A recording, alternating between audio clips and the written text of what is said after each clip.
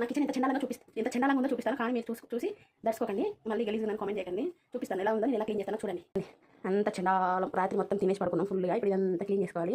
Clean చేసినాక మీకు చూపిస్తాను. ఓకే, మా కిచెన్ చాలా చిన్నది, నేను ఎట్లా చేస్తానో చూడండి. ఇంత చిన్న కిచెన్లో నేనే సరిపోను, కానీ పని కూడా చేయాలి. ఇప్పుడు గిన్నె తోమి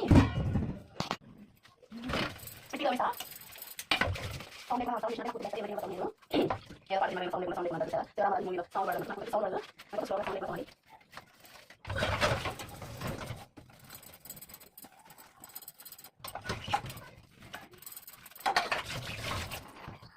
టొంపడాయ్ మొత్తం క్లీన్ అయిపోయింది. నాకు చూసారా ఎంత చండాలంగా ఉందో, చూసారా ఇప్పుడు ఎంత నీట్గా అయిపోయిందో.